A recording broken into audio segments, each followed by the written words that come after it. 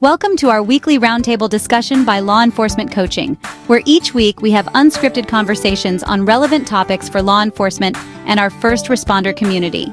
This week we hear stories of survival from 3 officers who were shot in the line of duty.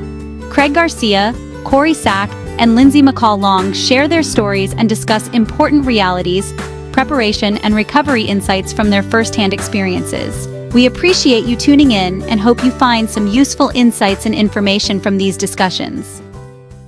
Welcome, everybody. Thank you for being here. We are on another weekly roundtable. You all should know Chris and I. We are the founders of Law Enforcement Coaching, and today we have a really amazing group of people. We have 2 of our coaches that are on our team and then a special guest, Lindsay. Before we get into it, I want everybody to kind of introduce yourself. So Craig, if you tell us a little bit about who you are and your background. You bet. My name is Craig Garcia, and I am one of the law enforcement coaches, and I've been doing this for about 3 years now since I retired. I retired from the Mesa, Arizona Police Department after 21 years in May of 2021, and had a pretty good career there that included patrol, special operations, gang unit, supervisor, street crimes, a lot of good stuff. And a lot of the stuff that I learned, I want to continue to help others, and that's why I'm here. Thank you. Awesome. Cory? My name is Cory Sack. I'm a 19-year law enforcement veteran.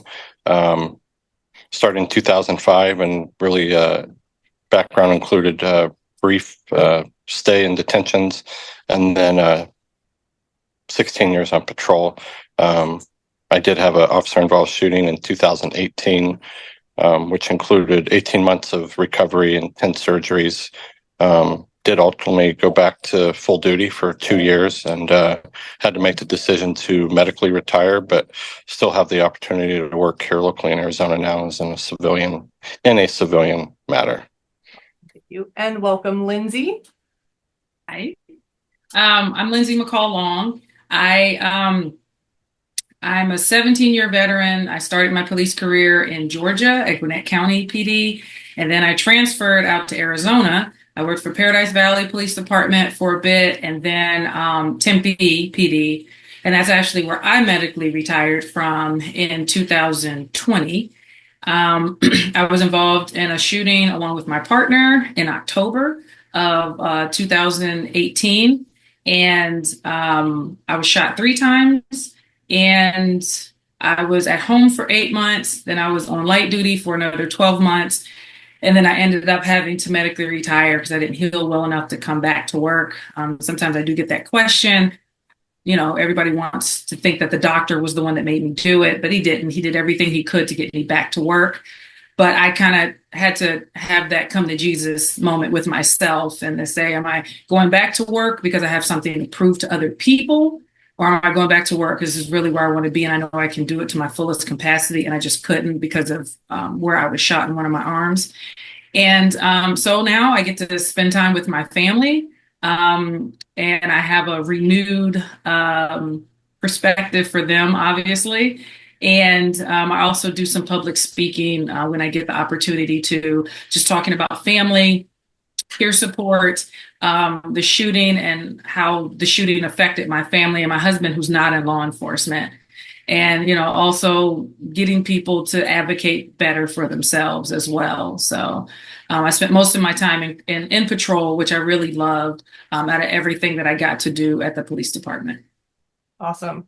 Well, thank you all for being here. And that is the topic of this roundtable, is officer-involved shootings. And I want to hear a little bit of each of your stories. And then for our audience, there's several points that I want to hit. One, you know, what the mental prep of, you know, how to prepare if it were to happen, how to prepare when it does happen, and then from your guys' perspective, the recovery process, not only for yourself, but for your families, and then giving some guidance and advice to departments of things that you found that didn't work, and then things that you found that should be working or need to be implemented to help everybody get through. So that's just kind of just off the top, some of the stuff we're going to talk about. So before we get into all of that, let's circle back around. Craig, will you share a little bit about your story and your shooting?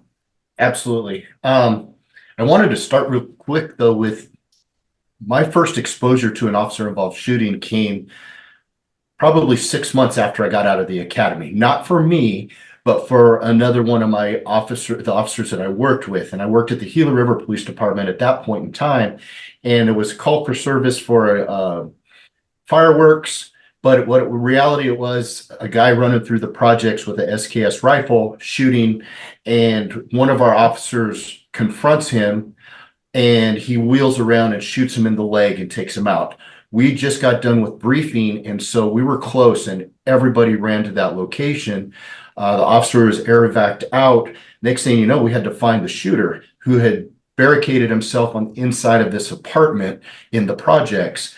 And the family actually fought and disarmed him, got the rifle, and then we were able to get him. We got done with this critical incident, and because of the resources that we didn't have, everyone was said, all right, everyone good, whoever's not injured, go back to work. And we were like, oh wow, we just witnessed this, and now we don't know if our guy's going to live, our partner, and we had to go back to work because there was nothing in place that allowed for us to be taken off the street coverage wise and then handled. That was my first involved. So it was like a crash course in, oh gosh, this is what it's about. But I didn't realize how bad that was for us until later in my career. So now fast forward, I had talked about, I went through patrol, and then I got selected to be on a career criminal squad, which was an undercover unit that was assigned to go after homicide suspects and violent criminals, bank robbery suspects. And I got trained to do undercover work and violent criminal apprehensions. That just led to me becoming a gang detective. And then in special operations, I got selected for a career criminal squad, which is a sister squad to our U.S. Marshals Group. And on this one particular day, one of the guys on our squad had an informant that called us and said, hey, if you guys are looking for this guy that has a DOC warrant, I know where he's at, and I think I can buy drugs from him. So we were like, okay, set up the drug deal. So we had an informant set up a drug deal to get our drug seller, who had a Department of Corrections warrant, to a certain place so that we can arrest him. The person who had the Department of Corrections warrant was known to us. He was known to run either in a vehicle, flee, on foot. He wasn't going to stop if a patrol car stopped him. And so we utilized several different groups to help contain the situation once we anticipated him getting there. I was one of the main takeoff vehicles based off of my training, and my partner was also part of the training, and my supervisor had a truck as well. So I had a truck, he had a truck, and we knew that as soon as he came into the area, we had plenty of resources, and we were just going to pinch him in and take him into custody. That was the plan. So what happened was we waited and waited and waited, and then finally once they started playing a game. And for anyone that's in law enforcement that's been doing drug cases, if they say we're going to meet at 4 o'clock, it's never going to go at 4 o'clock. Usually it's 5, 6, 7, and sometimes it's by 10 o'clock that night, you might actually be ready to do something. So we were prepared for this long drawn out back and forth with our drug dealer / warrant suspect. Well, he shows up in the area where we were at, but never called our informant to tell him that they were there. And he shows up in a vehicle. 2 vehicles show up at a Diamond Shamrock at Ellsworth and Broadway in East Mesa. Our suspect was in one of them, and we got one of our undercover detectives across the street, identifies him, said, hey, our target is there, and he came in a red vehicle. Well, all the occupants of both vehicles go in the Diamond Shamrock, come back out. This time our suspect gets in a white Pontiac and starts driving around. And the best that we can understand is he was what they call running heat. He was trying to see if there was any law enforcement or undercovers or any police in the parking lot before he called our informant to say that he was there. When he drove right past me and my partner in one of the rows at a Fry's grocery store. So now we're in the parking lot of a Fry's grocery store at Ellsworth and Broadway, and he parks. As soon as he parks, we had plenty of resources in the area, and my sergeant was like, all right, move. Let me back it up a little quick bit. We had done training probably 2 weeks before that out at our police firearms location, where we were training deploying out of our vehicles and shooting targets with real live ammo, just to practice getting out of the vehicle, putting it in a park, seatbelts off, all of that. So I felt confident, and when I went to pinch the vehicle, I hit the back of the vehicle with my undercover. I put my lights on, and all I remember is all the doors opening of the target vehicle. And I see the driver fumbling with a gun.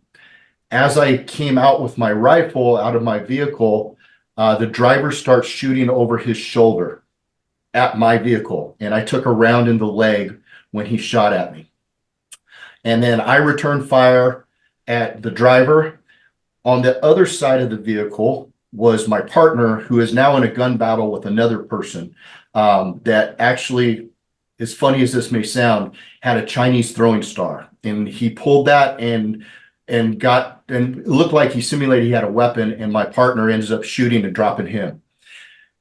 Our main target runs out of the passenger front and gets picked up by our perimeter units, so he's out of play. So now we just got into a gun battle at about 5 o'clock in the afternoon at a Fry's parking lot. I'm shot, and all I can remember is looking over and seeing everything happen in slow motion. The rounds from my partner shooting through the back of the windshield. The driver is now motionless, but he's still fidgeting because he still has life in him, and he still has the gun on him. And this all happened within probably about 15 to 20 seconds. And I am very grateful, and I talk about this. I've done this training many times where I told my story, is the training that I was exposed to prepare me for that. And I'll talk about it mentally and physically. I was prepared for this. And so I didn't really have a problem with shooting anybody. He was trying to shoot me and take me away from my family. So I'm like, nope, ain't gonna happen today. And so I ended up getting removed from, because I was mad and I was cussing and I was yelling and how dare you. And then they finally were like, realized that I was shot, and they were like, no, you need to move out of the hot zone. And so I got moved. I didn't want to, but I got moved. So here's the crazy thing. I didn't have hearing protection, and it was a short 11.5-inch barrel AR-15 is what I was shooting. One of the training classes that I had been to many times was, and I'll talk about it, is Lieutenant Colonel Grossman has a seminar, and some of you guys might be familiar with Lieutenant Colonel Grossman. And part of his seminar, he talks about auditory exclusion. And auditory exclusion basically is your body will prepare yourself for loud things that happen. When your heart rate gets to a certain point, I want to say it's above like 210 beats per minute, 220 beats per minute, your body will protect itself. And one of the things it does is it prevents if you shoot a gun, from your eardrums blowing out. So auditory exclusion happened, and I don't remember hearing anything. Everything slows down, and then I didn't start bleeding right away. I took a round to the leg, and everyone's doing a check on me to make sure where there's holes. And then all of a sudden, when my adrenaline dumped, that's when I started bleeding. And so what that is called, and what I learned in the Grossman, is called vasodilation. So your body will also protect, and it wants to keep the blood in your body near your internal organs and your brain. So your outer extremities, your hands, your legs, your arms, it will restrict the amount of blood flow to those areas to protect you and get the blood to where it needs to be. And then once my adrenaline dumped, that's when I started bleeding. I got removed from the scene, and I had to put my rifle in another vehicle, And then now I get sit down in the triage area. They sit me down in the triage area, and our agency, when an officer was involved in a shooting, a sergeant would be assigned to that shooter. So if there was 4 shooters, 4 sergeants would get assigned to each shooter individually. I had a sergeant with me, and next thing you know, the guy that had the Chinese throwing star gets come, and they bring him and they sit him right next to me. In my mind, I thought that was the guy who just shot me. And so I unholster my gun, and then I thought, oh, that's probably not a good idea. Reholster it, and then I put my taser out, and I put my taser at this guy. And at that point, everyone's like, uh-oh, we should probably move this guy. And I'm yelling at him, I'm cussing at him, I'm like, and I didn't realize that he was the one that was on the passenger side that Pez shot. It wasn't the guy that shot me. So they really quickly figured out, oh, that's probably not a good thing. So then I ended up getting the ambulance shows up, and all I can think of in my brain was, I need to tell my wife, and no one's going to pick her up at my house other than people on my squad. We had talked about this as a squad. We were really close, and if anything ever happened to one of our group was going to go pick up the wife, and it's not going to be just someone knocking on the door that they don't know. One of the things that I did learn, I'm in the back of the ambulance and I'm trying to coordinate my squad mates to go pick up my wife. Oh, and by the way, we had been married a month at that point in time. So now I have to call my wife and say, hey, I just got shot. And what had happened was a sergeant was like, hey, she needs to hear your voice. And I'm like, good idea. And so I picked up my phone, and in my coolest, calmest demeanor, I could go, hi, guess what, honey? I am okay, but I'm getting transported to the hospital. I was involved in a shooting, and someone will come to pick you up. I do not want you driving. Someone will come pick you up. And that's the protocols that we kind of discussed and planned. And she needed to hear my voice. And I'm very grateful for that sergeant to have told me that, so that she didn't freak out by someone just knocking on her door saying, hey, your husband's shot. So I go to the hospital. The bullet entered and hit my shin and my tibia, and it traveled. It didn't break my tibia. It traveled on the tibia and lodged right underneath the skin, the top of my shin bone. I was very lucky. There was not any more damage. It didn't do any nerve damage. It didn't break any bones. But what it felt like later was that I got hit in the shin by a baseball bat. That's what it felt like. And so that was the first phase of that. And I remember is getting to the hospital, and they had already let everyone on patrol know. So there was probably 30 officers waiting for me when I got there. But I had been pumped full of Demerol from the ride from the scene to the hospital. So I was feeling really good at that point in time. And I was like, hey guys, this is cool. We're coming. And so it was kind of funny because they were like, you just got shot and you're happy. But I had a fire captain that did a really good job of pumping me for extra Demerol. And so my wife gets there, my stepson, her friend, my parents, my dad gets there. And I ended up getting evaluated and seen, and I was back home before my partner and everybody else had got off of the actual shooting scene and released from their walkthrough. And then I don't know if you wanted me to continue, Tami, but that's just that. And I could talk about the after effects that happened, that a lot of stuff that I learned after that. But that was my shooting. It was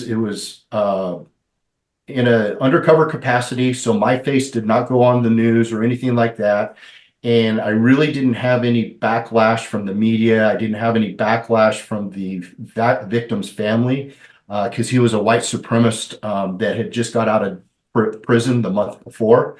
The gun that was used to shoot me was taken in a multi-gun burglary of a pawn shop, and the car that they were in was taken in a home invasion the night before. So they weren't nice people, and I didn't get a whole lot of backlash. But what ended up happening after that within my own agency, I would like to talk about a little bit later. Yeah, well, definitely. There's a lot, a lot to unpack and a lot. Yeah. So thank you for sharing. Cory, will you tell us a little bit about your experience? Yeah, absolutely. And really, just to piggyback off of that, there's going to be a lot of details missed. There's a lot of different side stories and reasons why that goes with these. But anyways, my name's Cory. I was working for the town of Cherry Hills Village. It's a very affluent suburb that borders Denver. It was 6 square miles with about 6,000 residents. Very large homes. Our main calls for service were traffic, followed up by alarms. And our agency had never been in a shooting before. And even the guys that we trained with were from other agencies. Yes, they were involved in shootings once in a long while, but it was, tactical stuff or SWAT stuff, response to stuff that they were getting involved in, just not regular calls for service, if that makes sense. I was really bouncing back from being unhealthy. There was a period in my career where I was overweight and I had been drinking. I really overcame that in 2016. So from 2016 to 2018, I was really working on myself. I was the best of the best I had ever been, physically, mentally, career-wise. I was tip top. So that was a good thing. That's a whole nother story, talking about the weight. But, going into 2018, I was a leader on my patrol team. People looked up to me. People wanted to work with me.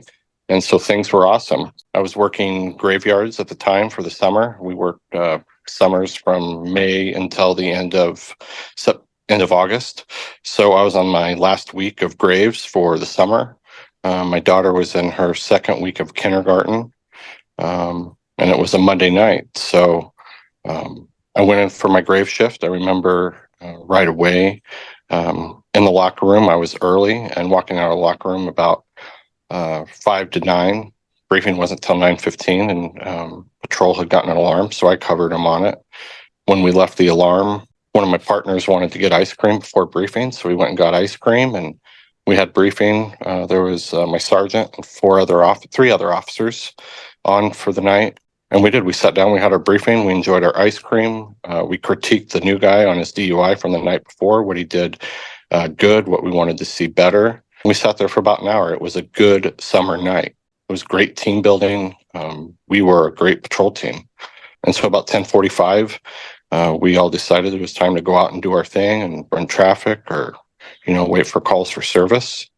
There were some nights that we were super busy, some nights we weren't. But I remember walking in my patrol car and we got a call for service for a 911 hang-up. My partner, Brent, was dispatched to it, and I advised that I would be en route to it. 911 hang-ups were common. And the address they had dispatched us to was 7 Sedgwick. I remember going to 9 Sedgwick many times for domestic violence, so I started to associate the address I was going to with the prior domestics. And on the way to that call, dispatch had advised that upon callback of that 911, they could hear someone say, "Go back to your room." So this is 10:45 at night. I'm thinking we're going to DV call, and if they're telling someone to go to their room, most likely it's a kid giving them problems.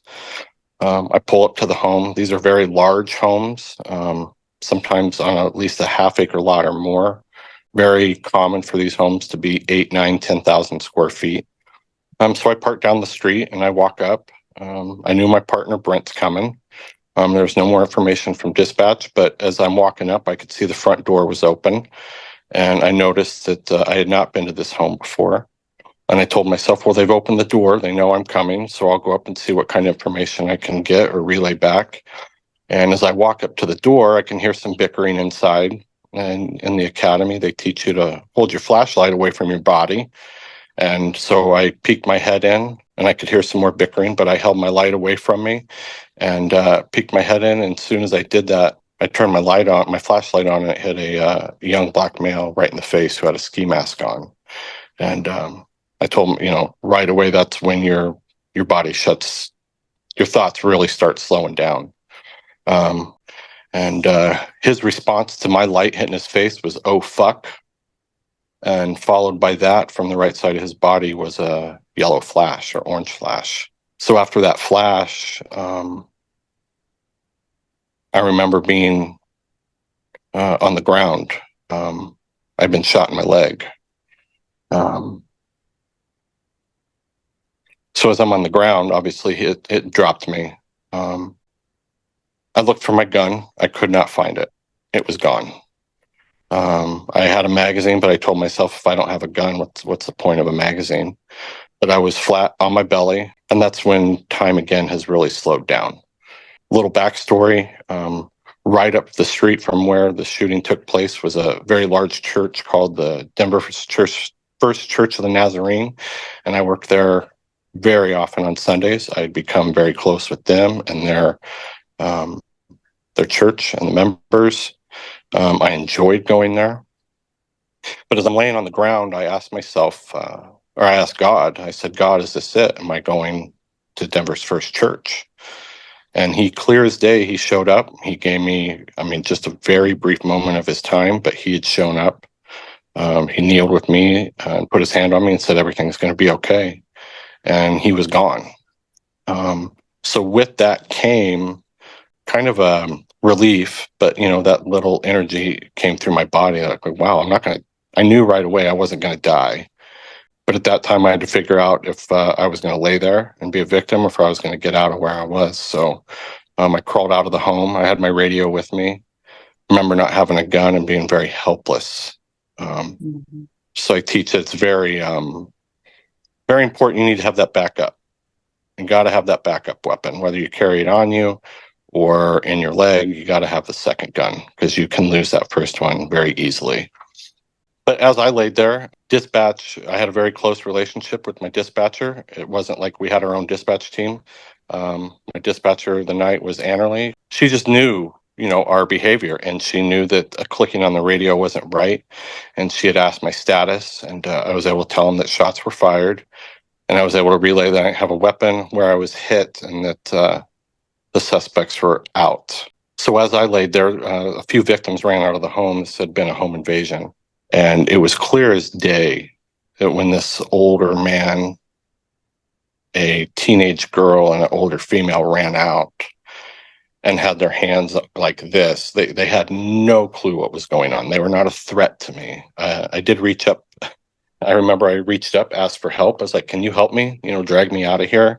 And they just kept running. So I was like, well, fuck me. What am I going to do?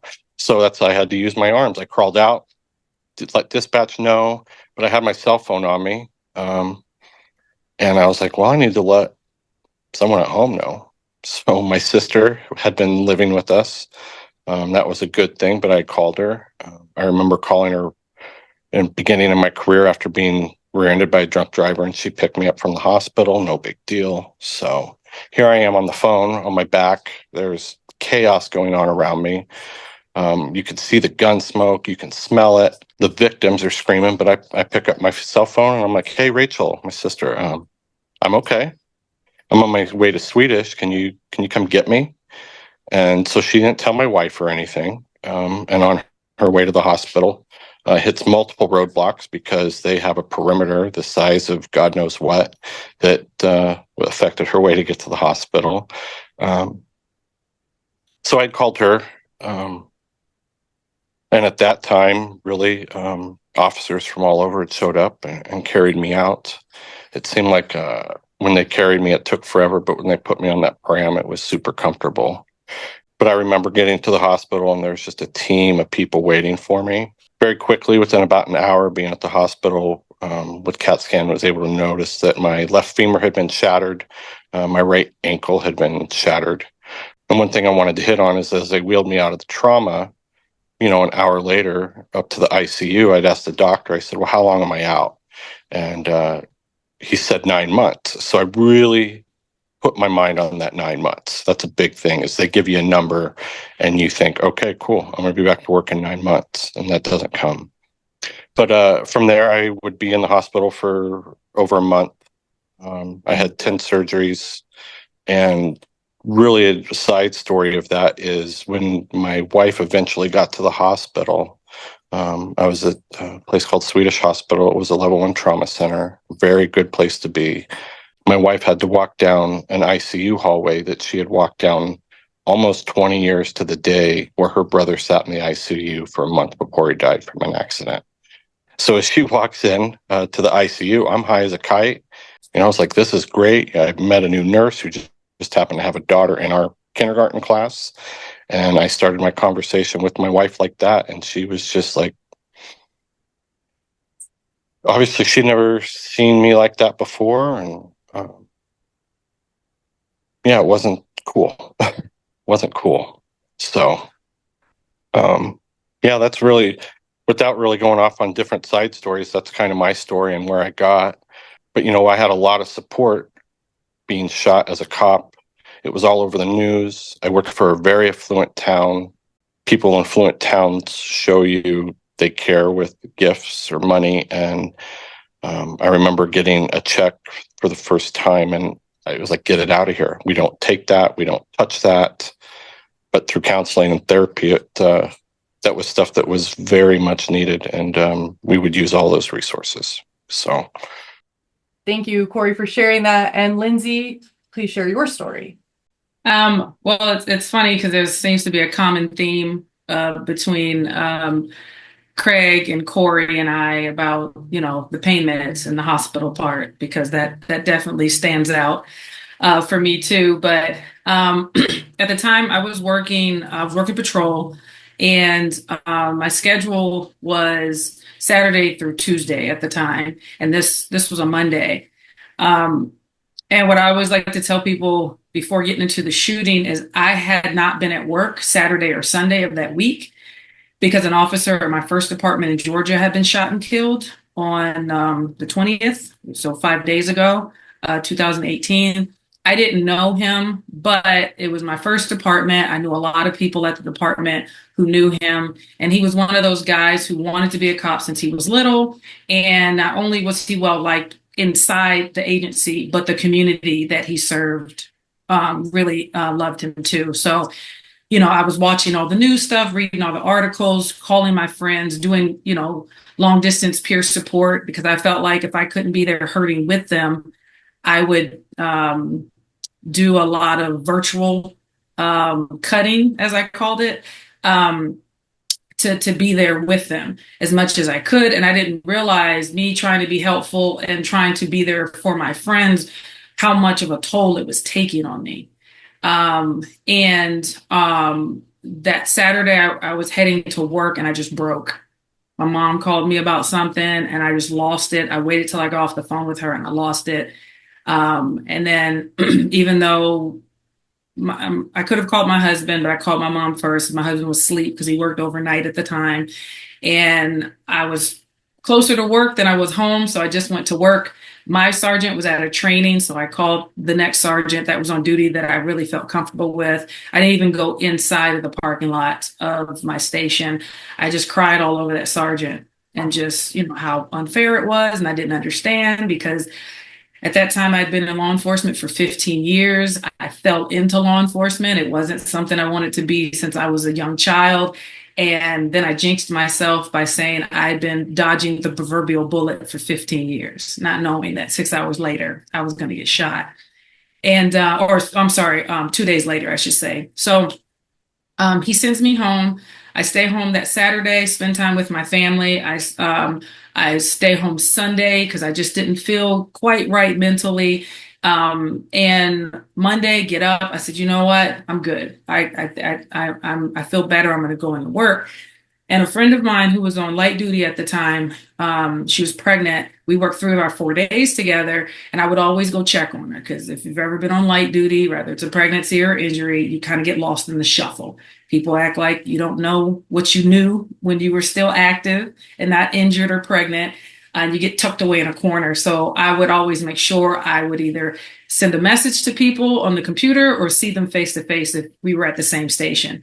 So she noticed I hadn't been at work for a couple of days, and she asked me about it. And I don't think we do that enough, right? Like actually ask each other, like, what's going on? And she says, you haven't been at work for the last couple of days. Is everything okay? Now, I hadn't said anything to anybody but that one sergeant at work. And then she leaned up against the wall and waited for my answer. So, people talk about that uncomfortable silence. Well, she gave it to me, and I just came out with it. And I'm very grateful for that conversation because I got out of my head with what I was dealing with and what my friends were dealing with. I'm back in Georgia now, but back here in Georgia, and so I go out, just regular patrol day, no big deal.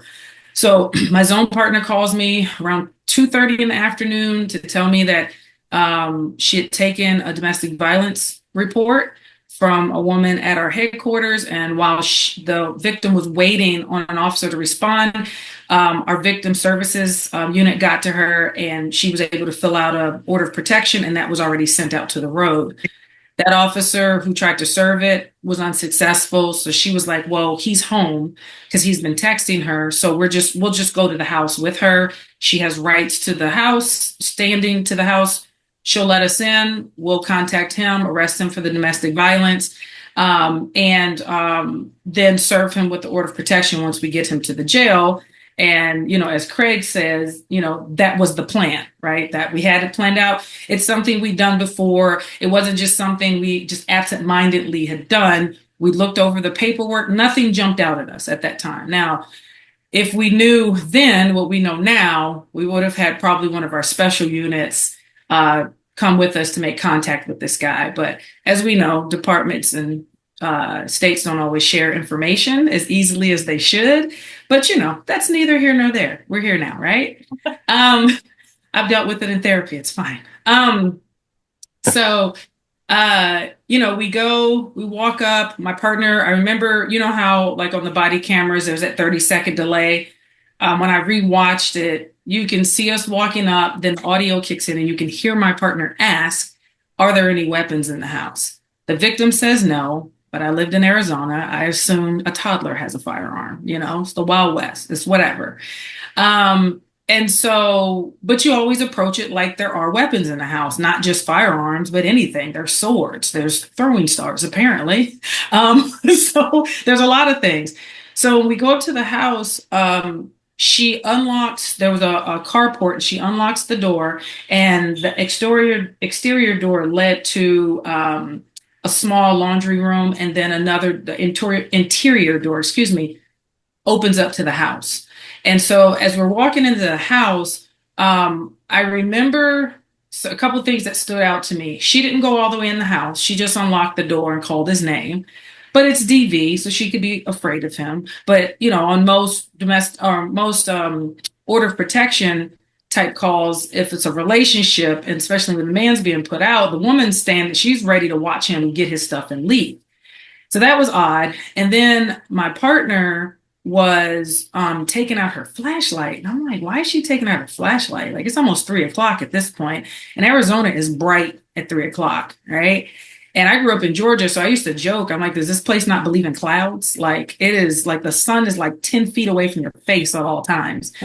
And as my eyes are adjusting from outside to inside, the house is dark, which I always tell people who aren't familiar with Arizona, it's not unusual to have blackout curtains and blackout type shades in your house. But I remember feeling like it was eerily dark, but I couldn't articulate that to my partner, because then I hear her talking to somebody. And then I step into the house. She's kind of standing in the kitchen area. I step into the house a little further with the laundry room now to my right, because I come in and I turn towards the voice that I hear. And there's a male coming up a hallway that she could see a little bit better because of where she was standing in the kitchen. And tank top and shorts. He just walked at a real medium pace, never said anything to us. She said who we were and that we needed to talk to him. And I'd say she was about, he got to about 15 feet from us, and she said something to the effect of him taking his hands out of his pockets. And he did. And when he did, he came out with a 6-shot revolver, and he immediately started firing. So when that first shot went off, my partner's standing to my left, and she's shorter than me, petite. So when that first round went off, I actually thought she got shot in the face. But I didn't have time to look because now he's rushing me. Later, I found out she actually got shot in her left upper arm. She had her flashlight up, so it actually skipped up her bicep, went into her bicep, and came out of her shoulder.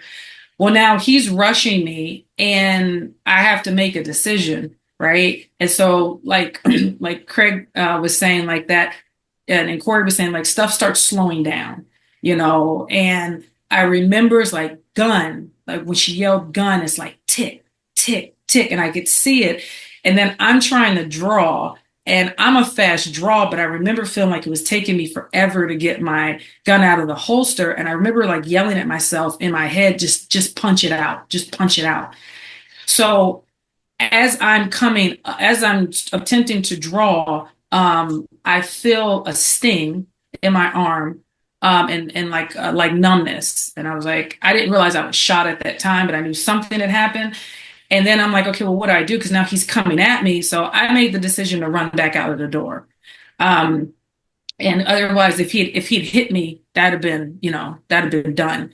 So as I'm running out of the door, he fires again. I get shot in my upper left arm. I didn't feel that at the time, most likely because of adrenaline, and I was a little heavier then too. And then he shoots back at the house, but that missed and missed my partner. I'm assuming he was trying to shoot her and it hit the door jamb.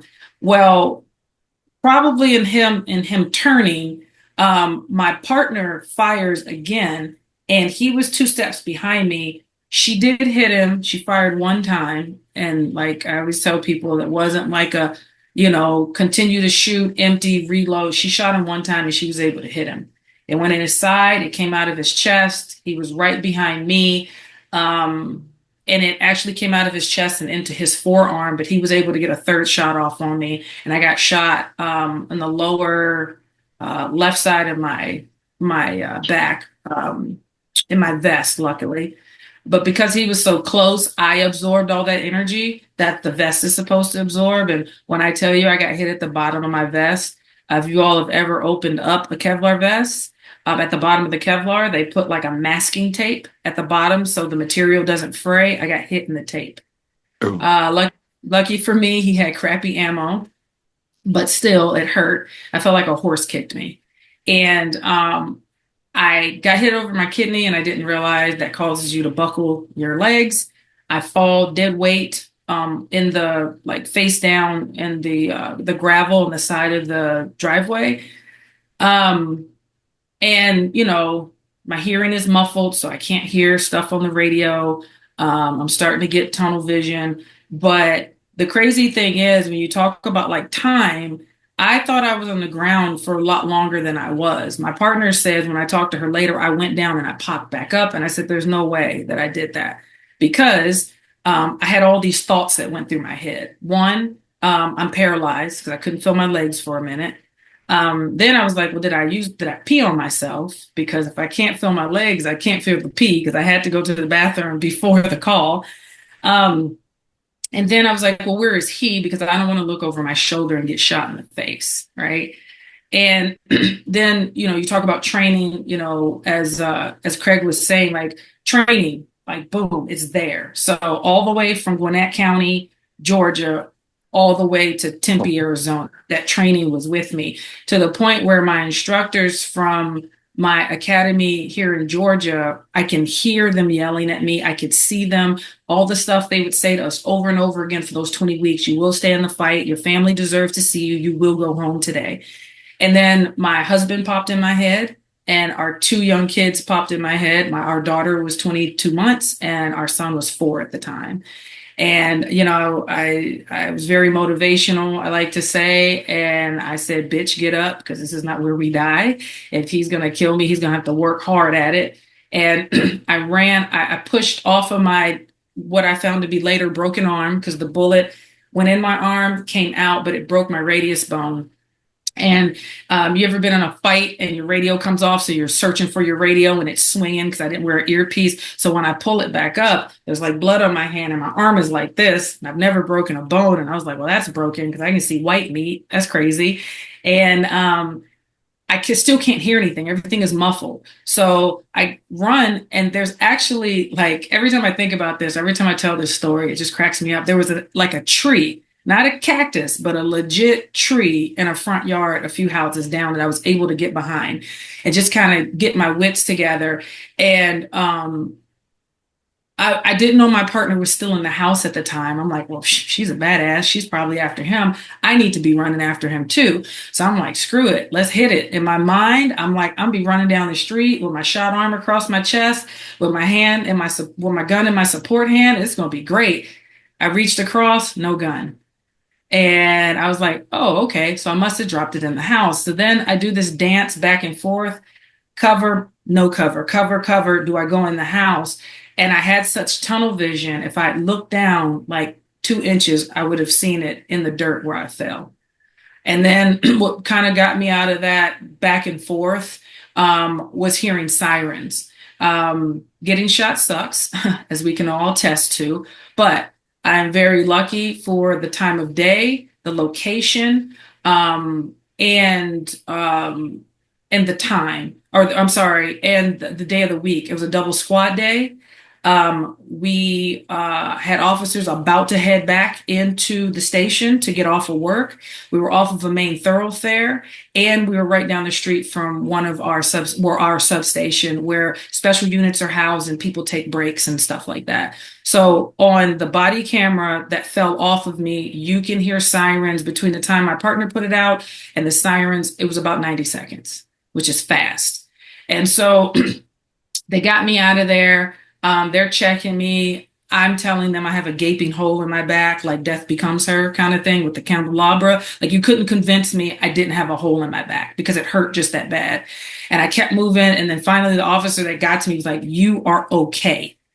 And they put me in a patrol car and take me to the staging area. And on my way to the staging area, all I can think of is, why are we going to get burritos? I need to go to the hospital, because we were pulling into where this Mexican restaurant is. And I was like, this is crazy. I need to go to the hospital. And the further we got away from the scene, that adrenaline started to subside, and then the pain kicked in.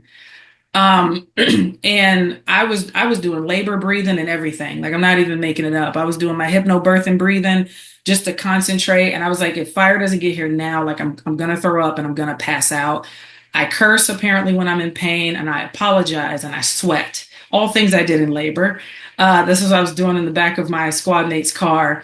And I said, my mom's going to make me quit my job. Like, she's going to freak out. Like, she's not going to like this. And to both Cory and Craig's point about family, when I got into the ambulance and they're cutting stuff off of me, I was like, I have to call my husband. My husband worked the nights. I didn't want somebody to show up at the house waking him up in uniform, because you always think the worst. And when you were saying, Craig, that like you guys had already decided that somebody that you guys were close to. Well, I have a different relationship with Arizona than Georgia. Georgia law enforcement, the camaraderie is different than Arizona, and I didn't really hang out with people like that in Arizona the way I did in Georgia. And so my husband didn't know anybody, so there were no familiar faces for him. I called him. I woke him up. I did call him. I made sure he was sitting up with his feet on the floor. I told him, like all you guys said, I can mouth the same thing. I'm okay, but I just got shot 3 times. I'm on my way to the hospital. So it's such a weird conversation, right? They tell you to have this, but it's like, this sounds crazy when it comes out of my mouth. And I was very calm, just like everybody else was very calm, right? So my husband goes into what he calls protector mode. He just goes into mission mode. Picks our son up from preschool, drops him off at our friend's house, where that was our Monday routine. My daughter was already there because she was young, and he drives like a race car driver to the hospital, daring anybody to try to pull him over.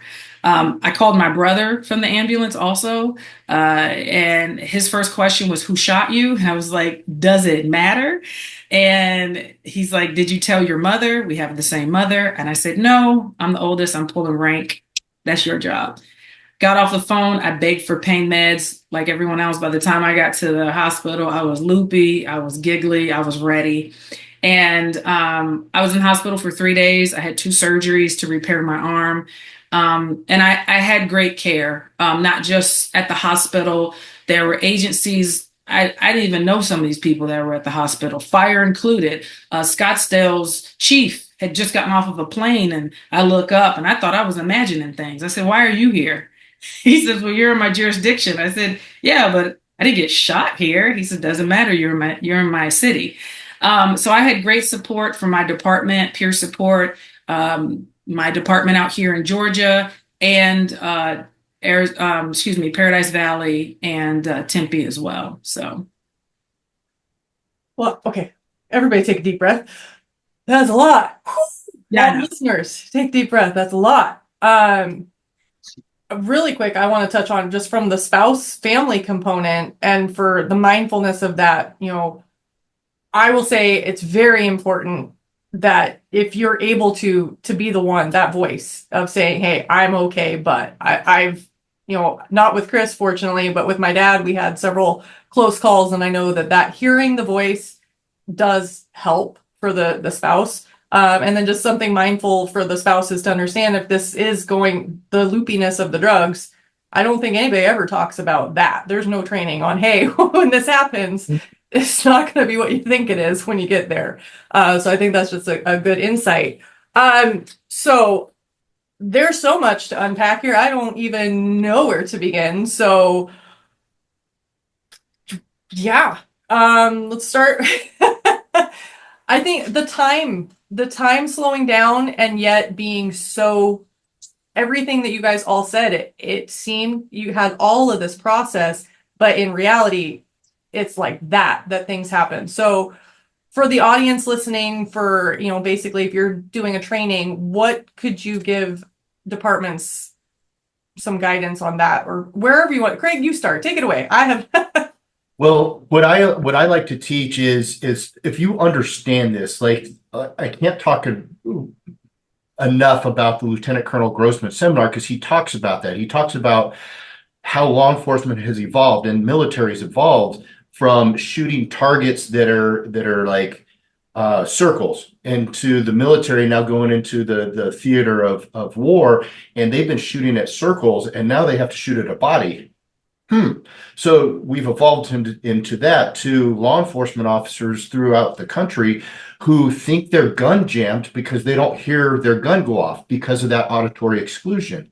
And they are checking their weapon because they think it, instead of being in the fight. And so understanding that your hearing is going to go and everything slows down is normal. So what I like to teach, and I taught it in the academy and I still do, is like, just understand that time will slow down and things are not going to be like you normally expect it. No different than what just Lindsay and Cory just described as well, is your perception of time is different, and your perception of where people are at and all that. So if I could give any advice, is to try to simulate that type of things that happen in that high stress and friction, to force people to train during that and try to make decisions at that high level so that when it does happen, you're a little bit more prepared. I don't think you can prepare for a person coming down the hallway, you think it's a domestic violence, and then all of a sudden you got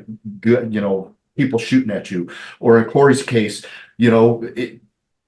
guy just pops and is right there, and you just can't prepare that. But what you can prepare for is a little bit of that reaction, that time, and being able to put yourself. So Yes, training, with that goes really that muscle memory. yeah. And so I talk about, when I give my little presentation, is I never thought about pulling my weapon. I never thought about the rules of your firearm, about where my round was going to go and what was downrange after that. It was just that weapon came out of the holster so fast because every day at the end of my shift, I took that weapon out and I put it away in my locker. And so every day, it's that reaction time, and that's what saved you. I just heard a conversation where they said muscle memory is not true. No, that's not right. I will argue that 100%. You have to train. You have to repeat that training.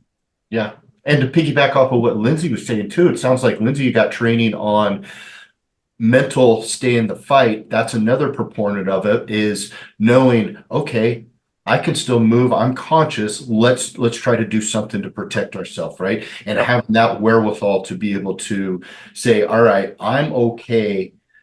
Now what? And let's do that. And if you could put yourself through those training, like we used to do training with a tourniquet on each limb and how that feels, and still be able to draw your weapon and shoot. Okay, that's a worst case scenario, but that will prepare you to hopefully, when you do get into those situations, like you were saying, that muscle memory is going to come back, right? As much as I hated our training, your strong hand is now disabled, use your other weak hand. It's very important. Luckily, I wasn't in that situation, but you have to. You have to make that muscle memory fluid. Yeah. When I do my presentation, I talk about muscle memory, and also, when I go through, obviously at a slower pace. I know I was talking fast, but when I go through my shooting, and first I tell people that's even what I told you all here is a very drawn out of like maybe a 5-second shooting that took place. And people don't realize how quickly it goes by. And I mean, we had trained with the tourniquets. That was something I kicked myself about later, because I had a tourniquet in my pocket. Never even thought about it. When I saw my partner's body camera, she's in the house trying to watch the door because she doesn't know if he's going to pop back in, because I wasn't responding on the radio because I couldn't hear. And she's getting her tourniquet out, putting it on. And I'm thinking, like, you had it in your pocket. And then the second officer that got to me, paramilitary guy, he had 2 tourniquets on him. So he put one on each arm for me. And I also tell people, I said, when I with that first shot, I was drawing, they teach you to draw and step. I stepped to the right. So sometimes I joke, I'm like, I stepped right into it. I probably stepped, right into it, but it's fine. And then even outside, getting out of the way, my legs felt like I was running through water, and I was trying to move as fast as I can. And then, like you said, the muscle memory kicks in, putting your arm across your chest, reaching across with your support hand and getting after it. And you didn't think about it. It was just what you did. And I was like, yeah, probably it'd been nice if I'd had a backup on me that day. Because I'd never carried one. And I tell people, like, maybe that's something you should think about carrying on you, kind of thing. And we do, you do all these things, and people complain about training and stuff like that. And it shouldn't take to being in a situation like that to be like, oh, that's why we do that. It's second nature. Like, you knew exactly what to do. And a lot of it, I didn't even think I did until seeing the video later. I thought I dropped my gun in the house. I beat myself up about that for months on end until I saw the video. But before that, when I went to go just visit the station, let people know I was okay, a detective came up to me, and I don't know why he said this, because I had never voiced that to anybody about me dropping my gun in the house. He says, in case you're wondering, you had your gun in your hand as you ran out of the house. You didn't drop it until you fell. And I was like, what? And I mean, and that helped me, right? So I was like, okay, I'm a quick draw. I knew I got it out. It's just I couldn't feel anything. I have a question. Would you guys recommend, if for somebody that has been involved in something, to watch the body cam? Is that going to help the process, the healing process, to go back and review, and not just review once, but review several times? Oh, absolutely. Yeah. I would, my going, and I don't know what sorry, I didn't mean to cut you off, Cory, but my didn't have a video on it, but I was always under the training that until you give and this is just for legal reasons, until you give your statement, I would suggest not watching the video. Yeah. Go with what your perceptions were, what you felt like, what the everything that was going on, and until you give that initial statement. Because if you miss things, or if you start talking about stuff and instead of thinking about what I perceived, because that's what's going to protect you, right? And then watching the video, I would suggest waiting to watch the video. What's your take on that one? I never watched any of mine. We just had a bunch of ring and surveillance video, so no body cam. We're just going into that era. But I didn't watch any of mine until after all the court proceedings and the suspect had taken, the court was settled. Everyone had taken their plea. Everyone had been sentenced. Really, my chief had asked me right away, please don't watch anything and don't read anything. When I went back to light duty, I said, fair enough. And I think it was good. I probably 3 years I watched it, which was fine because you've been through all that counseling and therapy. I watched mine probably, I'd say within a year of my incident. My department was real cool about providing me with my body camera, the full report and everything. When I do peer support in the other departments, it's not that easy to get their stuff. And I do agree with Craig about, obviously give your statement and everything and give it some time. And whenever you watch it, have somebody there with you. Don't watch it by yourself.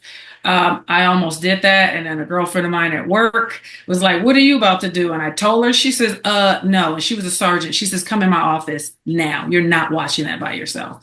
And I'm glad I had somebody with me. But for me, what we've already discussed a couple of times, like your perception of things is different.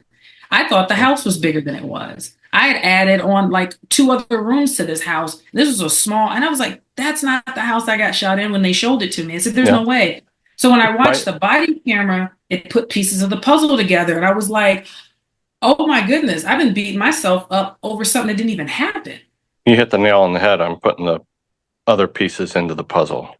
Yeah. So and my problem with departments who don't share that or who tell officers things like, well, you're not ready. Well, you're not a mental health provider. So the department doesn't get to decide that. And it's part of their healing. So why are you withholding something that can help answer questions? I know someone who lost their partner in the line of duty. They didn't see their body cam footage for almost 4 years later. And it could have prevented a lot of turmoil. I mean, a lot of mental turmoil that this person went through afterwards because they had directions wrong. They had a lot of things wrong in their head, and just reading it doesn't do it. We now have the technology to now see it, right? The thing that I don't like to listen to, even though I have a copy of it, is my radio traffic. I listened to it one time, never again, because I'm like, who is that high-pitched person?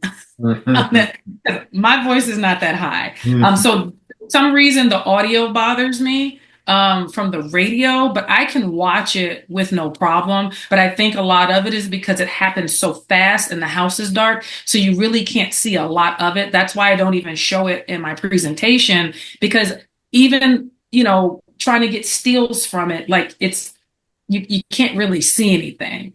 But I mean, I definitely advise people when they're ready, when they have somebody they can trust with them, to sit down and watch it. Can I piggyback off of that? So I don't know how everyone's does it different, and you put a point on that. Our department and it helped that I was in a unit where there was a lot of us, but we would do a debrief after any critical incident all the time anyway. And we've been a part of a lot of shootings with the group that I was with, is to have everybody involved, including the dispatcher, including fire personnel, everybody come and you do a debrief.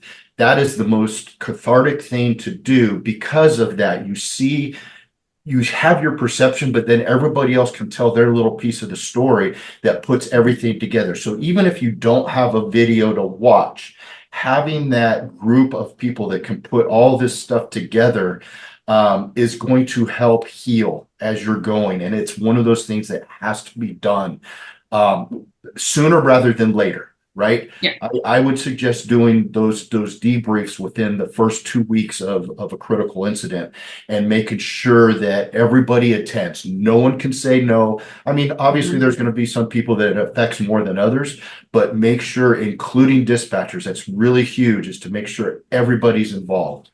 Yes. Yeah. 100% about, especially about I didn't mean to cut you off, but especially about the dispatchers. And that was huge. And the debrief was very, very helpful, not just for me, but for so many other people in the room that may not have been right there at the scene, but that were at other places. And as they're telling their story, like, perspective is just like, it can take you in so many different places. Yeah, absolutely. And that we have been preaching that, and you guys are echoing everything that we've been saying.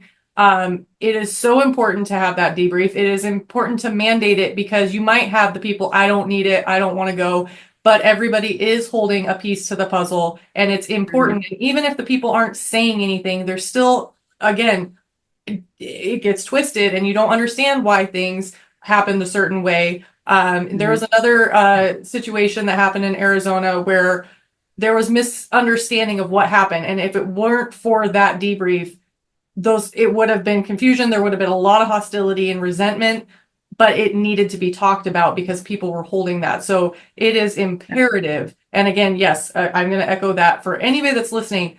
Include your dispatchers. Dispatchers are just as important. Advocate for them.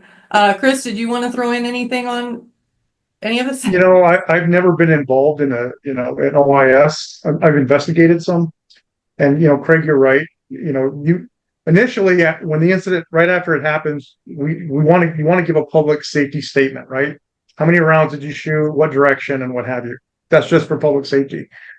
But the recommendation is you might want to hold off giving an official statement of what you did. And I think Grossman recommends 3 days, because that way you can diffuse from it, because you're not going to remember stuff until days later. Oh yeah, I did this, and you kind of want to prevent that argument later on.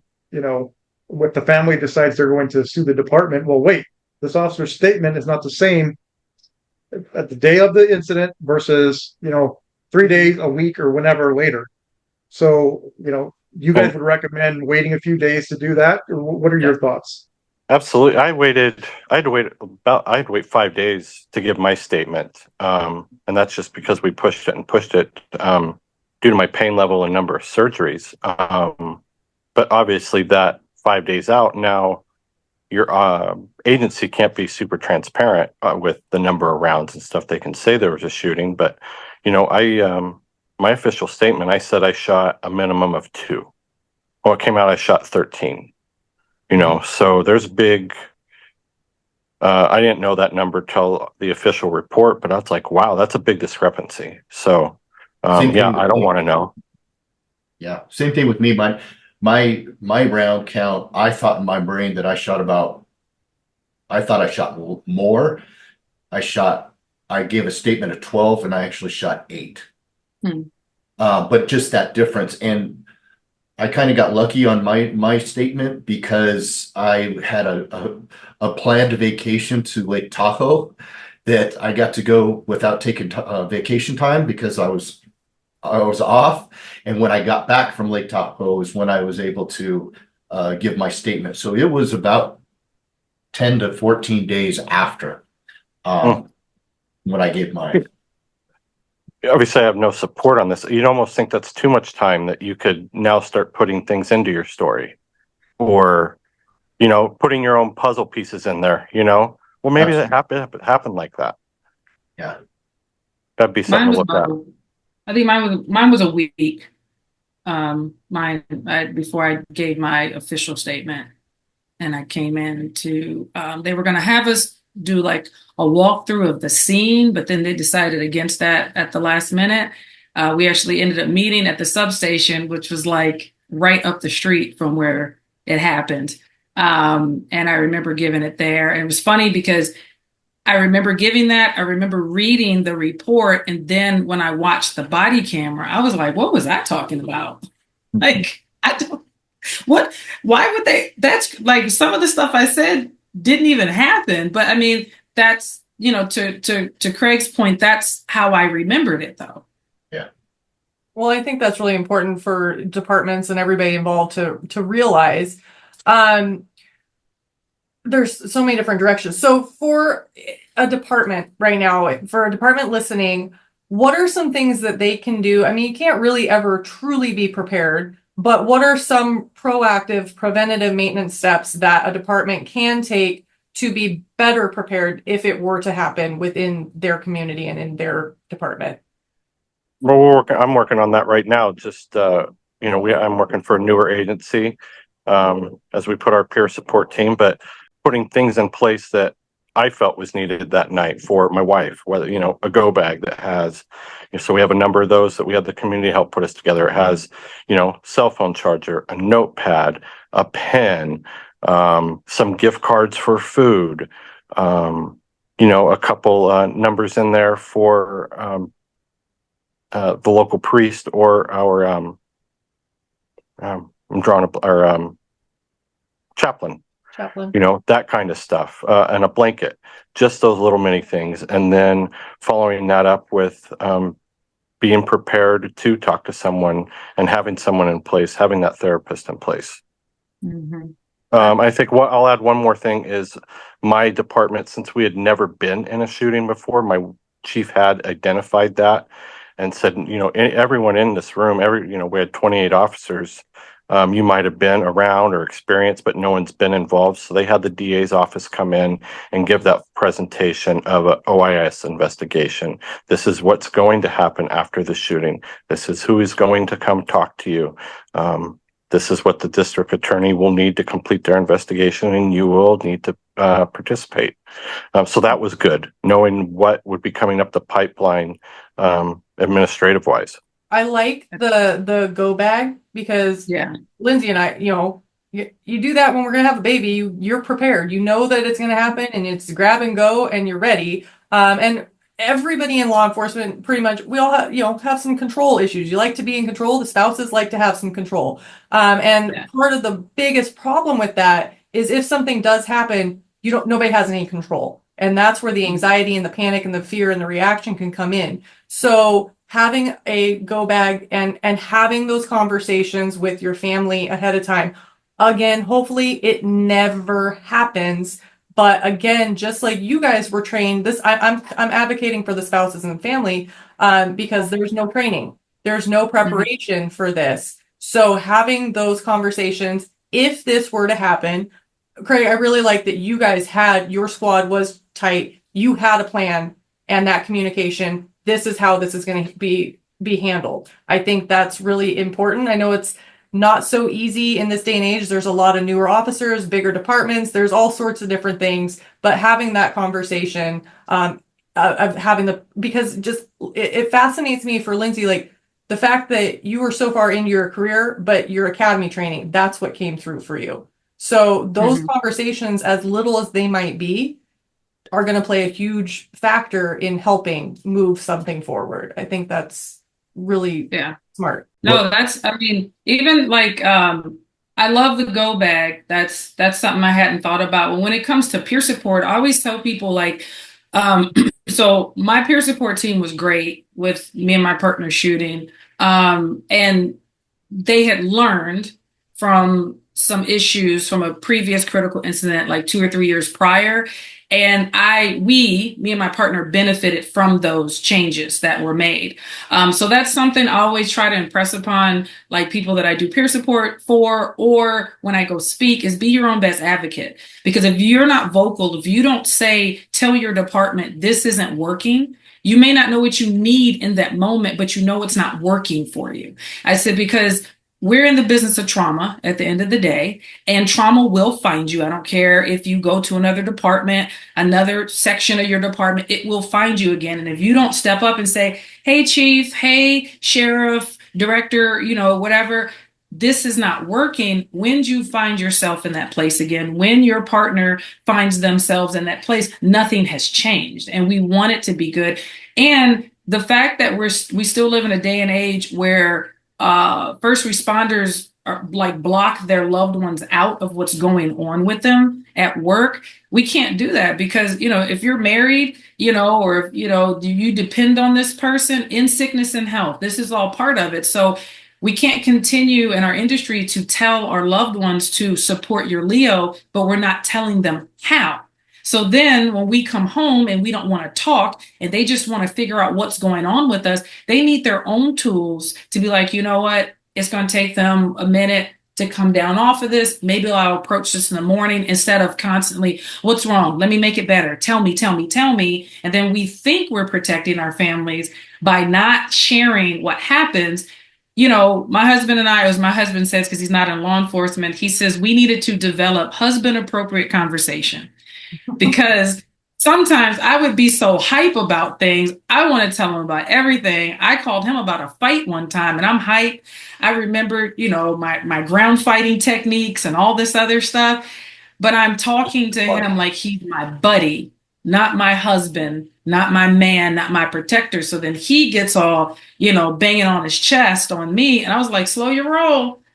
You're not going to get here quick enough. The guy's already in handcuffs. You can't go fighting people that hurt me or beat me up because this is part of my job. So, you know, having that conversation, just like you had, you know, Craig's squad had that plan ahead of time. We have to have those conversations and those plans with our families. If this, then that, because as we go on in our jobs, as we get older, we change, right? We evolve. So our communication styles have to evolve as well. We have to check in. We can't get married and just think we're going to communicate the same way for the rest of our lives together. So we have to check in with each other. And our peer support teams have to be visible. People need to know who's on your team. They need to trust who's on the team. That confidentiality, people need to understand that. You're not going to come talk to me and I'm going to be like, Chris, let me tell you what Tami told me. It's not like that, because once that happens, it's done. Even if one person does it on the team, it's hard for somebody to go back. So we have to have these check-ins with our team every once in a while, because people, you know, I think people mix up peer support and CISM, you know, critical incident stress management, you know, that's for a particular situation. Peer support is all the time. And it's not just for critical incidents. It could be for health reasons, a death in the family. It could be discipline issues, you know, just whatever at work, that's ongoing. So we should easily know who's on our teams and what resources we have available. And what I try to encourage people to do, if you're using the resources, when you get comfortable, come back to work and tell people about it. Because sometimes all it takes is, we had one of our gang guys go get some help. We had one of our SWAT canine guys go get some help. And when people found out, they were like, we look up to them. If these tough muscle-bound dudes can go get help and then come back and talk about it, what am I doing wrong? And then other people started to go get help. And that's the big thing, is normalizing that it's okay to get help. Great. Sorry. I want to piggyback off that because it's right on my brain. And I was going to say exactly what you just said, Tami. And we need to normalize the fact, or don't have a problem saying you're going to get. When I went through the academy in 2000, so 24 years ago, it was, you know, you might go through your career and not even have to pull your gun. You might not get into a shooting. I think if we can tell people you're going to get into a shooting, don't know when, you're going to get into a shooting at today's day and age with where we're at, plan, prepare, and normalize it. So normalize the fact that, hey, this is what's going to happen, and have everyone prepared, instead of, well, maybe you will, maybe you'll get lucky, maybe you won't. No, let's just say, hey, let's just plan that you're going to get into a shooting, and it might be in year 1, it might be in year 10, it might be in year 15. Okay. And you're in your different stages of your career is going to change in how you perceive things, how your family members are going to have that. And I got into my shooting in 2012. So we're talking 12 years ago, when all of this stuff is just starting to come into play with officer involved shootings and aftercare. I put myself through additional counseling because I knew that the department they supported it, but they didn't mandate it. Okay. And so putting yourself through your own counseling so that you can have a better life post is huge. And the other thing that I wanted to talk about is within peer support. Like, one of the things that I had a hard time with is I didn't want to talk with anyone in peer that had not been into a shooting before. Like, you couldn't walk through my same shoes, and I don't necessarily, yeah, thank you for wanting to help, but you can't understand what I was going through. You can't understand what I felt and how my family felt and all that stuff. So have people in place within peer that have been in those critical incidents that can give their 2 cents on, yeah, I know exactly how you're feeling. I can empathize with you because I felt the same way. Real quick story. I taught a class in Orlando, Florida, and I tell this officer involved shooting at the end of my fugitive class on every class that I teach. And I had a 29-year veteran come up to me after the end of class, and he's like, thank you for talking about that stuff. He was one of the first responders at the Pulse nightclub shooting.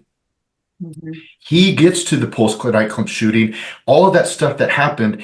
His department didn't know he was there. He didn't show up on the CAD list, and he never got any of the aftercare and didn't hear any of the stuff that could have been done and what he was thinking until my class. And it blew me away. I was like, oh my God, today's day and age, these departments, what are you doing? You have to prepare people for these huge things that happen.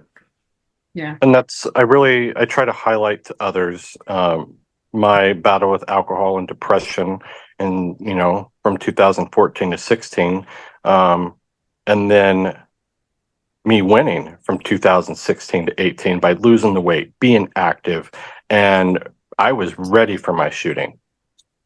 If I was overweight and an alcoholic, I might have gotten shot and laid there and died.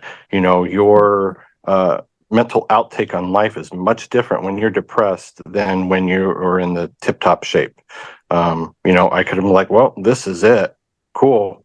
Or I had that conversation with God, said, you're going to be fine. I get the euphoria and I move forward. And how many officers in today's day and age are not in tip-top shape? Yep.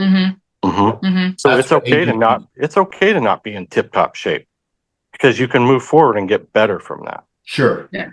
But Because I've been there. I'll show you the picture of my face all blown out from being, 285 pounds.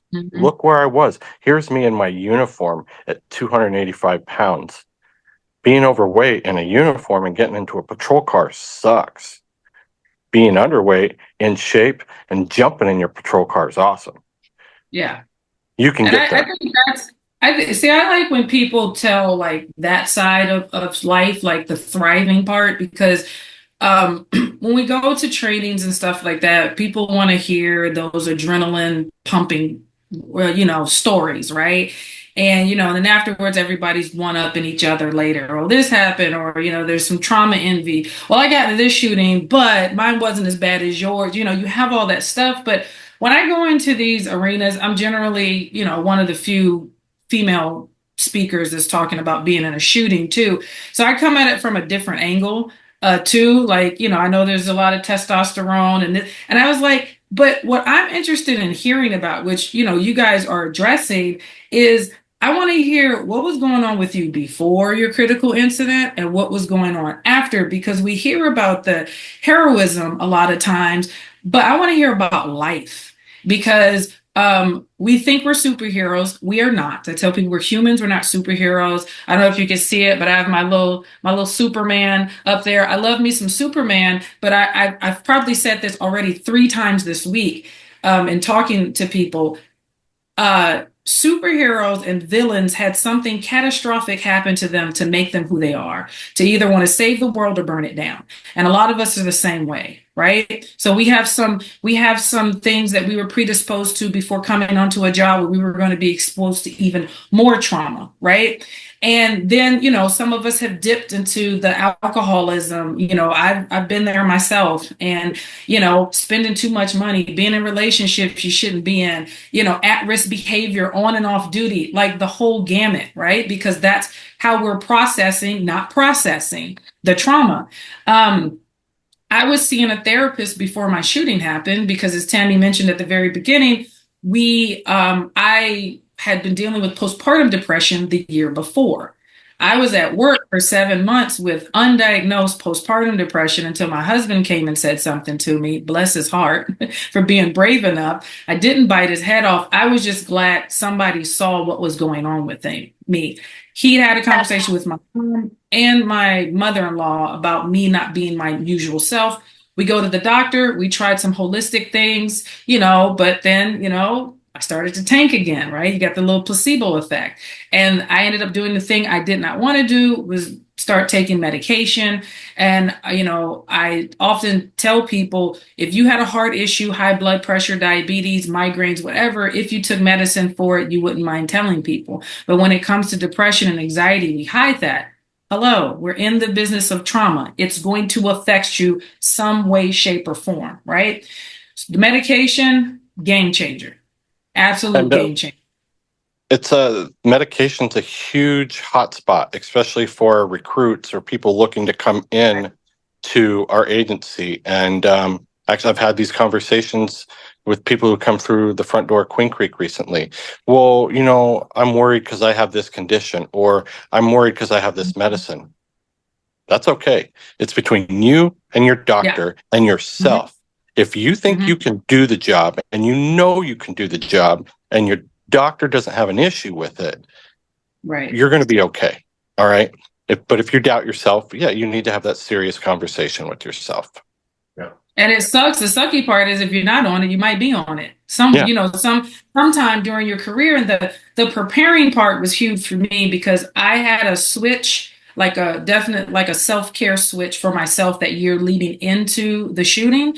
So I was eating better, sleeping better. I was, I'd lost a little bit of weight. I was just in a better overall mental state. And I tell people that's kind of where I differ sometimes when I go into these spaces and I'm talking. I was in a good mental space overall before my shooting happened.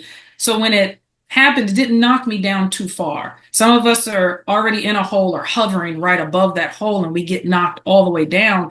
So I was in the hospital for 3 days, and that Wednesday I was getting released, which was actually Halloween.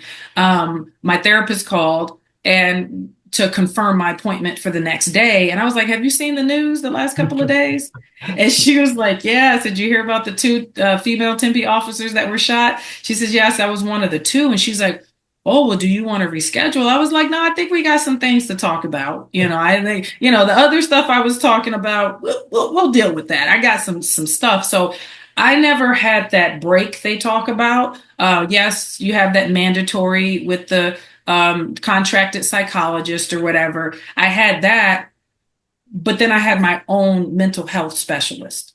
And so I didn't have that. Okay, I see the contracted mental health professional, and then nothing until something really crazy happens. And so I like to talk about what I'm doing afterwards because people want to hear the thriving part. Because a lot of us are just surviving. We're surviving every single day. I want people to know there is life on the other side of this. So yes, it was a crappy thing that happened that day, but I get to spend more time with my family now. It sucked to be medically retired at 39 because I really do. I love the job. I do miss it oftentimes. But I was able to move without having to start all over at a different police department. And I get to do public speaking, and I still get to help people, but in a different way. And I can be an advocate for people because one of my things that I say when I speak is I get a pension, not a paycheck. So I'm not afraid of retaliation. So I'm going to say what I'm going to say. I'm not going to be disrespectful, but I am going to be real with the things that we need on our end, and that our significant others need on their end, because something simple as, I know, Craig, you said your squad, you guys knew, okay, you call this person. We can all maybe fill out every time you have shift change. I know departments do different things. Maybe have your 3 people that you write down that you give to that supervisor so that they know when this thing happens, then these are the people that I need you to call. These are the people I want to know what happened to me, and that can get there and that can help me immediately. Because if we're all standing around like, who do I call for Cory? So I don't know. We just rolled something out this week.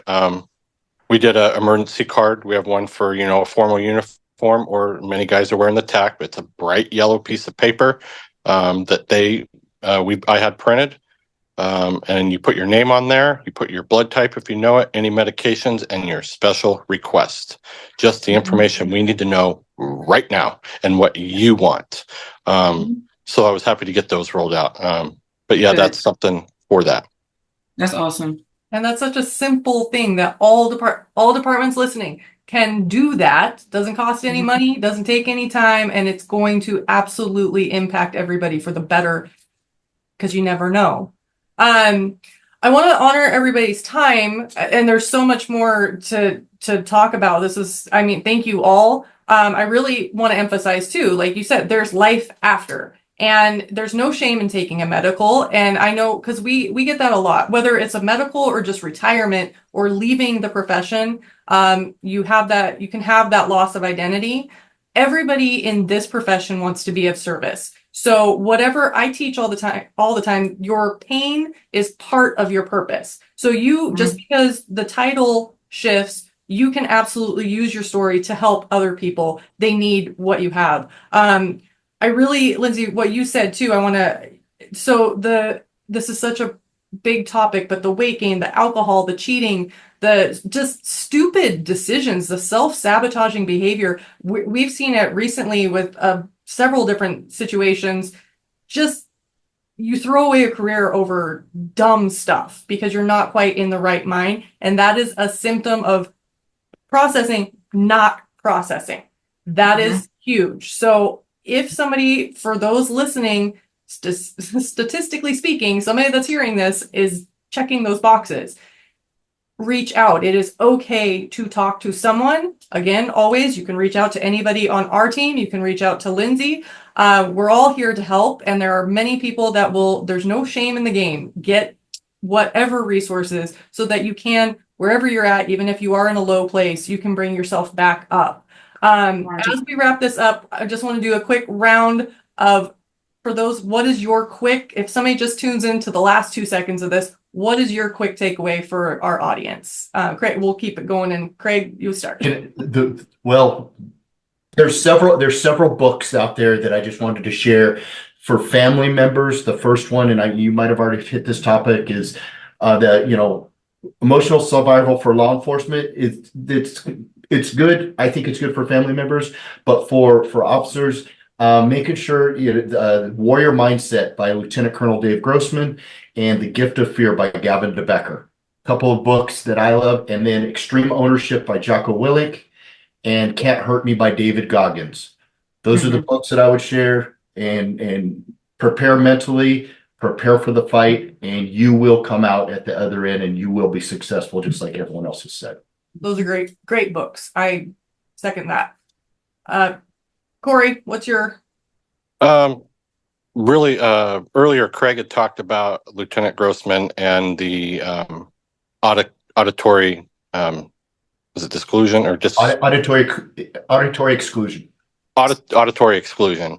In my case, I don't remember hearing it, but that trauma of that, me not hearing that, did come back. About 2 months later, I remember sitting up and the noise was so loud from the shooting, I covered my ears. And that scared me because I'm like, I don't want to live like this. But really, over the next year, I used a professional psychologist. We used a professional therapist for marriage counseling, and I looked forward to going every week. It was awesome. So don't be afraid to talk about it. Don't be afraid to open up to it. Because you need to get prepared for the next one. And, I might not be in a shooting again, but I need to get ready for whatever next traumatic event is going to come my way, and that I can overcome that healthy. I want to echo the marriage counseling. Even if you have great relationship and you're communicating, you're both people are going to be in process, and as well as the kids. So again, you may not need it. A lot of times I think we can, take marriage counseling as like, okay, our marriage is on the rocks, now we got to try. No. That was not the case with Ann and I at all. We had a good marriage at the time of that shooting, and I don't think we needed to go see our therapist, but boy, was it beneficial. 100%. Yes. Lindsay, what is your? I always tell people, give yourself grace. These things take time. A lot of times we think there is a time limit on this healing process. I'm 6 years out at the end of this month, and there are things that I wasn't dealing that weren't in the forefront of my mind about the shooting 6 years ago, but that are there now.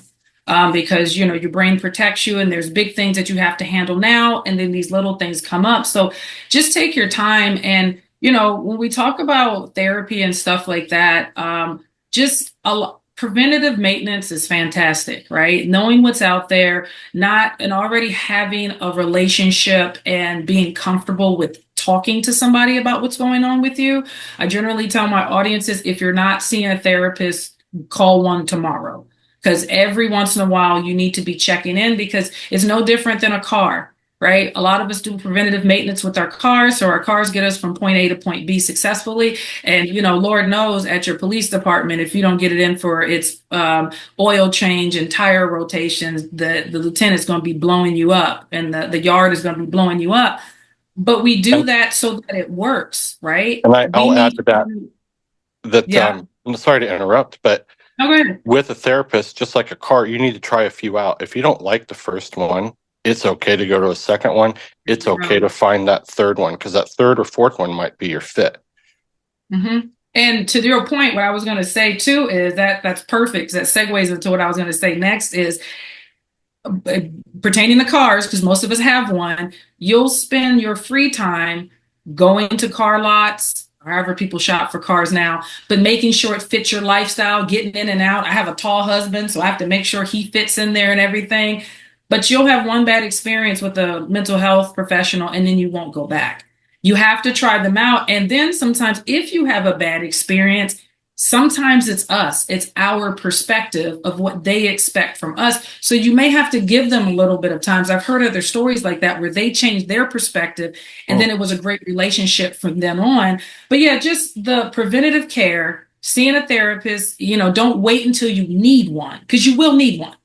Even if it's cumulative, even if it's vicarious trauma, you will need one, because we're in the business of trauma. Give yourself grace.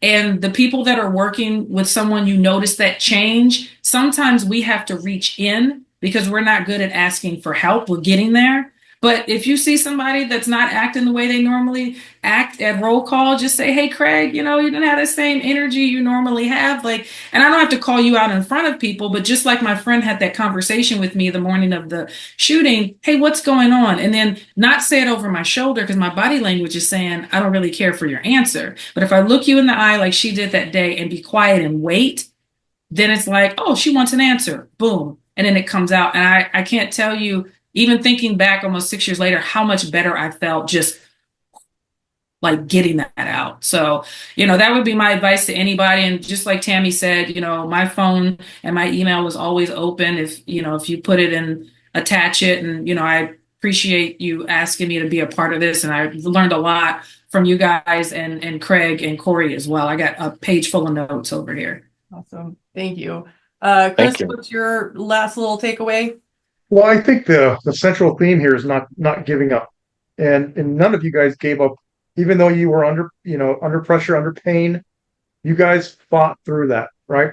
You not only did you fight through the initial incident, but then the after effects. You guys didn't wait for your department to send you to a psychiatrist. You guys sought out your own mental health professional to help get you back on track. Instead of saying, woe is me, I'm injured, I'm hurt, and, you know, feel sorry for me, you guys did the opposite. Instead, you fought through it. And this is something that I think as a young officer, they need to understand that. It's okay. You're going to deal with trauma. You're going to deal with pain, physical pain, mental and emotional pain. What are you going to do about it? And each one of you took accountability. You didn't wait for somebody to come rescue you. But not only that, the fact that you're talking about it today, you're teaching that next generation. You're teaching those active officers who are still out there doing this, that it's okay to reach out. It's okay to be on top of your mental and emotional state, because we all know staying physically fit, that's a given. we need to do that for this profession, but sometimes we don't think about the mental emotional side of things. And like you said, Lindsay, having somebody on deck already that you've already established a relationship with a mental health professional, how easy was it for you to just slip into, hey, let's talk about this shooting that I was just in, right? You already had it ready to go, instead of having to Google, psychiatrists, and 10,000 come up, and they're not all created equal. Not all of them are going. As a matter of fact, you might even traumatize certain psychiatrists with the stuff that we talk about. The general public, they're not exposed to some of the things that we have. So I love what you guys are doing, and it was just, as you noticed, I didn't say much here because I didn't need to. I just wanted to listen, take it all in, and I love what the message that you guys are giving. So thank you guys. I really appreciate it. Welcome. Yeah. And my last little button up for it, you all mentioned like having someone that the talk therapy, talking with a professional, this is my clinician part. When you've had an active trauma, it takes some time to process it. Like you're not going to talk right away because you're still trying to figure out what happened. Then within a reasonable amount of time, you do need to start talking through it. And like Lindsay, you said, it's been 6 years. Healing, and this isn't just for a big incident, it's our whole life. Stuff happens to us through our whole life. And healing is like peeling back layers of an onion. Yes, you're healing over here, but now something else is going to come up. And for anybody on the outside, there is no expiration. There is no time frame. Don't be like, oh, it's been 6 years. You should be over it by now. That person has never dealt with it. Shut it. So, but also once you've gone through the talk part, being open, and it's really cool to see that there is a shift in this. EMDR has been huge, pioneering the way. I think a lot of military and law enforcement are very open to EMDR. But there are other holistic modalities that help, because as we talked about muscle memory for doing different things, we also have cell memory. So everything that happens stays in our subconscious and stays in our body. So in order to really deeply heal past the conscious part of it, working with different healing arts practitioners, acupuncture, EMDR, Reiki, hypnotherapy, I could go on and on for those lists. That's going to help with the deep healing and really move you through it. And there's 100% no shame. Now, I will say there are some, that's one of the reasons we do what we do, because there are some when you get into the holistic realm, very namaste, and you're like, no, I'm gonna go, not gonna resonate with them. But there are some really solid holistic wellness practitioners that can help in that. So that's my last little 2 cents. I know, Lindsay, you are all about it, so we'll come back in and have a whole nother conversation on that. But thank you all for being here, and thank you to our audience for tuning in. Stay tuned. I'll put Lindsay's contact information if you want to reach out to her or to any of our team. You guys can go to our website and grab these guys. They're our coaches. Lindsay, I'll talk to you about that one. And thank you all for tuning in, and until next week.